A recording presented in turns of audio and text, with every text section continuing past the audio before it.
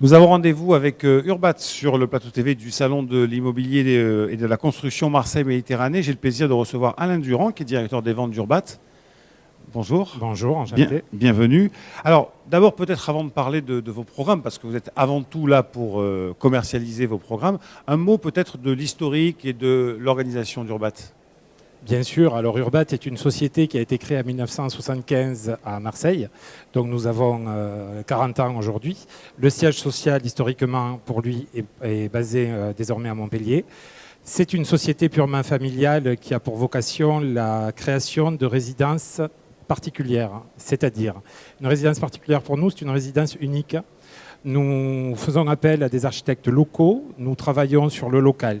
Travailler sur le local, ça veut dire quoi? Ça veut dire que pour le montage d'opérations que nous maîtrisons, nous avons affaire à des intervenants locaux. Nous montons les opérations avec des architectes locaux pour la plupart, ou en co-organisation avec un architecte national. Enfin, nous commercialisons les résidences sur place en but majoritaire de résidence principale. En fait, c'est dans l'ADN d'Urbat de finalement travailler avec le marché local, quelle que soit l'étape effectivement d'avancée du programme ou de construction. On va voir la carte d'implantation d'Urbat dans la région, donc dans le sud de la France, que vous êtes né à Marseille, mais vous êtes allé plus loin quand même que Marseille. Donc la région Rhône-Alpes importante, Midi-Pyrénées, la grande région Midi-Pyrénées maintenant, puisque Languedoc-Roussillon va être agrégé, et puis PACA avec Marseille, Avignon et Toulon. Ça fait un beau terrain de jeu, ça. Hein. Alors, le terrain de jeu est non seulement grand mais sympathique, parce que c'est quand même pas la région la plus désagréable de France à vivre. Effectivement, on est présent, on a l'habitude de dire qu'on est présent de Toulon à Toulouse, maintenant à Lyon d'ailleurs. Bon, la majeure partie de notre organisation est située à Marseille, PACA, et Montpellier. Un peu plus à Toulouse, mais Toulouse ayant plus une vocation d'investisseurs, c'est vrai qu'on se focalise pas mal sur Marseille et sur Montpellier. On va voir vos implantations d'ailleurs à Marseille en particulier, puisqu'on est ici sur le salon de l'immobilier de Marseille, avec la carte que nous a préparée le réalisateur. Voilà, donc 7 résidences sur Marseille. Hein. Alors, là, on voit effectivement qu'on est aussi bien dans le 13e que dans le 7e, hein, que dans le 11e, donc on est quand même sur un spectre assez large.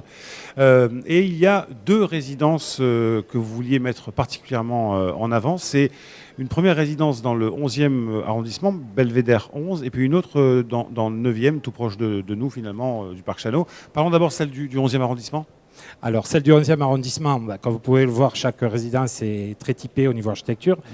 Et celle-là ne va pas faire exception, parce que c'est une résidence qui se situe sur l'avenue William Booth, qui est un quartier à ses côtés. On va voir d'ailleurs une image. Voilà, qui est une résidence urbaine avec des vues. Non, ça c'est le 9e, c'est le Marseille 9e, ça. Donc c'est le 11e qu'on voudrait voir plutôt. Voilà, bon, sachant que ça s'apparente à peu près au niveau de la vue, puisqu'on est au niveau des Cailloles.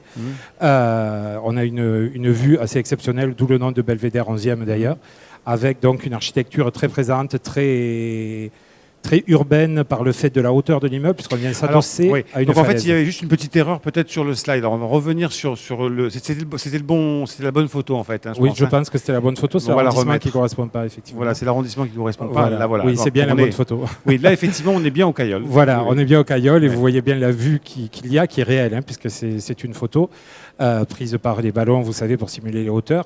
Donc, d'où le nom de Belvédère, ce que je vous ai expliqué, avec de vastes terrasses à tous les niveaux et des vues absolument exceptionnelles. Oui, c'est vrai que c'est un quartier qui, les Cailloles, la Fourragère aussi, hein, tout ce coin-là. Bon, on est entre l'avenue et la Fourragère. Voilà, et là, on voit le stade Vélodrome posé d'ailleurs. On ne le voit pas ici forcément, mais quand on monte réellement là-haut, on a ce stade qui est posé. Ça, c'est Belvédère 11. Tout à fait.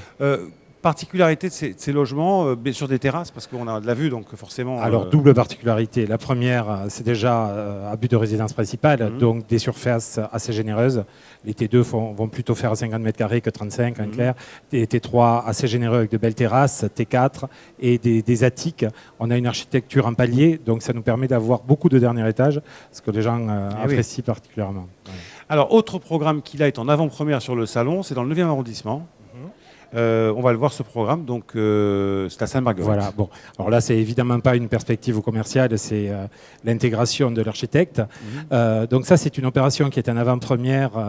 Donc on l'a appelée Sainte-Marguerite. En fait, elle est sur une rue qui s'appelle Boulevard Gilibert, comme beaucoup de boulevards à Marseille. Ça n'a un boulevard que le nom, puisque c'est tout petit. C'est une rue assez étroite. Et on vient remplacer un bâtiment qui avait exactement la même volumétrie. C'est-à-dire qu'on n'augmente pas le volume dans la rue, puisque c'est une rue, pour ceux qui la connaissent, très pavillonnaire, beaucoup de villas. Et donc on reste dans cet esprit-là, avec un bâtiment de 3 niveaux, donc assez bas et pas imposant. Et Gilibert, on est bien desservi par les bus. On a le métro de Rommel à côté, donc c'est un endroit relativement bien desservi pour et très prisé pour une vie moderne. D'autres programmes dans la région ? Ah oui, alors dans la région, si on va rapidement, si je commence par le Var, on a 6 programmes en cours de commercialisation sur le Var, entre Toulon, la Seine, et là nous lançons le mois prochain le plan du Castellet, ce qui va, je pense, intéresser beaucoup de Marseillais également, qui aiment bien habiter ce côté-là. Nous avons également à Istres, Gardanne, on a 2 opérations Aix-en-Provence en lancement, et enfin, pour compléter la région PACA, 3 opérations sur Avignon, dont un lancement sur les Angles. Alors je me suis baladé dans le salon et puis j'ai vu, notamment sur l'écran géant du salon, puis sur votre stand également, que vous aviez une opération commerciale particulièrement intéressante qui s'appelle le mois du 9. Tout à fait. Alors en quoi ça consiste ? Voilà, le mois du 9, donc, c'est une action qui est assez récurrente chez nous, puisqu'on s'est rendu compte que les clients appréciaient. Comme on a beaucoup de clients qui rachètent d'une année à l'autre, c'est pas négligeable. Donc le mois du 9, c'est la sélection de tous nos logements qui s'adapte à tout le monde. Alors ça veut dire quoi ? Ça veut dire qu'on a toute une sélection de logements, soit résidence principale, soit investisseurs pour le coup, puisque c'est la période, sur lequel on a fait des offres particulières, en plus des frais de notaire ou tout ce qu'on peut voir sur le salon. Là, on a fait une offre en fonction du logement et de la cible de personnes qui va l'occuper. Donc on a des appartements de 2350, pour faire simple, euros le mètre carré, à 4850. Voilà. Qu'est-ce que vous appelez conditions exceptionnelles ? Conditions exceptionnelles, soit on a des différés de paiement, soit on a des frais de notaire offerts. Tout dépend, ce que je vous disais. Soit on s'adresse à la résidence principale et on va plus parler de frais intercalaires en moins, de frais de notaire à ne pas apporter. Soit on va s'adresser plus à l'investisseur, auquel cas il faut voir s'il veut éviter de sortir de la trésorerie, s'il veut une garantie locative, etc., etc. Donc c'est vraiment des conditions ciblées autour du client. Et là, ça s'adresse à, enfin, ça concerne plusieurs programmes. Ça concerne toutes les opérations. Toutes les opérations d'Urbat. Et puis, on parlait tout à l'heure avec un de vos confrères de la relation client. J'ai envie de dire, c'est une notion qui n'existait pas il y a peut-être 10 ans, même si on sait ce que c'est la relation client. Mais la relation client poussée jusqu'à, je dirais, un service après-vente, hein, presque, c'est le mot que je voulais employer. C'est relativement nouveau. Ça, c'est quelque chose que vous avez mis en place de manière à garder le contact avec vos clients. Alors, la relation client, chez Urbat, à partir du moment où on considère qu'on crée des résidences uniques, donc avec une cible de clientèle unique et qui s'adresse vraiment aux propriétaires, donc occupants, forcément, c'est une relation qu'on a depuis longtemps, depuis la création. Qu'est-ce qu'on a remarqué au fil du temps avec l'expertise qui est la nôtre ? C'est qu'au fur et à mesure des livraisons, on s'est rendu compte que les levées de réserve, lorsqu'on livre un logement neuf, on n'a pas forcément tout qui est fini, il faut toujours aller terminer les réserves. Les levées de réserve prenaient de plus en plus de temps. Qu'est-ce qu'on a fait ? On a créé effectivement, il y a une dizaine d'années de ça, un service après-vente intégré. Ce SAV, que fait-il ? Eh bien, c'est pas compliqué, il prend toutes les levées de réserve qui restaient et il va les faire lever par des entreprises uniques. Ce qui fait qu'au lieu d'attendre avec un délai de carence qui agace tout le monde, y compris le promoteur d'ailleurs, les clients certes pour leur inconfort, mais nous aussi pour la gestion que ça demande, bien sûr. Ce service SAV va prendre en main tout ce qui traîne et le finir intégralement. Ce qui fait qu'aujourd'hui, on a la chance de pouvoir dire qu'on arrive à lever 100% de nos réserves. Et vous avez, je crois, on en a parlé lorsqu'on a préparé cette interview, vous avez un représentant dans chaque agence qui est là un peu pour faire ça. Alors, il fait le service SAV voilà. Et représenté localement dans chaque agence. Et pour ça, vous avez reçu un prix par la compagnie d'assurance Allianz, c'est ça, hein ? Alors ça, je dirais que ça a été la récompense inattendue, donc encore plus appréciée forcément, à savoir que par rapport à tout ce travail qui est fait, automatiquement on se rend compte que derrière il n'y a plus de problème avec les logements, donc les gens ne sont plus obligés de faire des déclarations d'assurance pour des désordres qui pourraient exister. Et donc ça arrange bien les assureurs. Forcément, l'assureur, qui est Allianz en l'occurrence, s'en est rendu compte, a pris l'ensemble de ses clients et a regardé quel était le client qui avait ce qu'on appelle, c'est barbare, mais la plus faible sinistralité.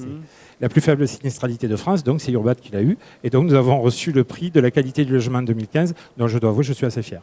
Eh bien, donc Allianz, c'est de A à Z et vous, c'est de U à T. Mais voilà, vous êtes main dans la main pour effectivement satisfaire vos clients et entretenir une bonne relation client. Tout à fait. Qui vous permet aussi par la prescription et par et le bouche à oreille. Le bouche à oreille, effectivement, de faire du business et du bon business. Alain Durand, merci beaucoup d'avoir été notre invité. Je vous souhaite un bon salon. Quant à nous, on se retrouvera un peu plus tard sur le plateau TV du Salon de l'immobilier de Marseille.